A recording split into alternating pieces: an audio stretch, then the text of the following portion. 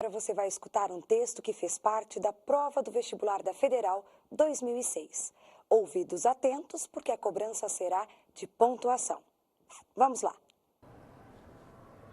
Quando o grande navio encalhou, já quase chegando a Salvador, ao bater no banco de Santo Antônio, aproximadamente às 18 horas daquela noite escura e tempestuosa de 5 de maio de 1668, todos a bordo sabiam que havia pouca chance de sobrevivência. Logo depois, o galeão português Sacramento se soltou e começou a afundar. Às 23 horas só restavam destroços na superfície do mar. A bordo estavam cerca de 600 pessoas, entre tripulantes e passageiros, que vinham de Portugal. Inclusive, o general Francisco Correia da Silva, designado para o cargo de governador do Brasil. Ele não estava entre os que se salvaram, cerca de 70 pessoas, principalmente marinheiros e soldados. Foi uma grande tragédia, lamentada pelos cronistas dos tempos coloniais. Era um navio de guerra português, construído em 1650, na cidade do Porto, para enfrentar as grandes viagens oceânicas e projetar, além-mar, o poder militar de Portugal. Após escutar o texto, vamos em frente. Indique a alternativa em que as alterações na pontuação resultaram em mudança no sentido original do texto. Bastante atenção agora. A alternativa em que as alterações de pontuação resultaram mudança no sentido do texto. Ou seja, o que eu fiz agora que acabou mudando o meu texto base. Vocês sentiram ali que o texto falava sobre o naufrágio de um navio encalhado, certo? Vamos recordar um pouquinho. Às 23 horas só restavam destroços na superfície do mar. A bordo estavam cerca de 600 pessoas, entre tripulantes e passageiros. Ele vai dando a sua narrativa, vai fazendo a narrativa. Vamos ver o que mudou com a pontuação. Atenção, ele não estava entre os que se salvaram. Cerca de 70 pessoas que se salvaram, principalmente marinheiros e soldados. O que acontece aqui? Presta bastante atenção. Este períodozinho, lá no texto, olha lá, ele não estava entre os que se salvaram, cerca de 70 pessoas, principalmente marinheiros e soldados. Então, o que aconteceu? Foram colocados 2 pontinhos após salvaram. Ou seja, foi feita uma explicação. Não há mudança nenhuma, não altera em nada o sentido original do texto, ok? Então, ele coloca o primeiro, certo? Sem os 2 pontos no texto e agora com os 2 pontos. Não me altera em nada o sentido. Alternativa B. A bordo estavam cerca de 600 pessoas, entre tripulantes e passageiros que vinham de Portugal. Inclusive o general Francisco Correia da Silva, designado para o cargo de governador do Brasil. O que vai acontecer aqui? Vamos procurar lá no nosso texto a nossa passagem. Aqui nós temos o seguinte, bastante atenção. A bordo estavam cerca de 600 pessoas, entre tripulantes e passageiros que vinham de Portugal, inclusive o general Francisco Correia da Silva, designado para o cargo de governador do Brasil. O que muda? A vírgula trocada pelo ponto e vírgula. Para nós, o sentido do texto não é alterado. Coloca-se aqui uma pausa maior para que se inclua, então, este aposto, ok? Então vamos lá. Alternativa C. Era um navio de guerra português, construído em 1650, na cidade do Porto, para enfrentar as grandes viagens oceânicas e projetar, além-mar, o poder militar de Portugal. Bastante atenção de novo. Vamos ver se mudou alguma coisa? Voltando ao texto, aqui a gente tem o seguinte. Era um navio de guerra português construído em 1650, na cidade do Porto.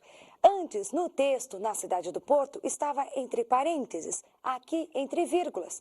Ainda posso dizer que poderia estar entre travessões. Então, não há nada demais. Podemos manter a pontuação, primeira ou a segunda. Quarta alternativa. Quando o grande navio encalhou, já quase chegando a Salvador, ao bater no banco de Santo Antônio, aproximadamente às 18 horas daquela noite escura e tempestuosa de 5 de maio de 1668, todos a bordo sabiam que havia poucas chances de sobrevivência.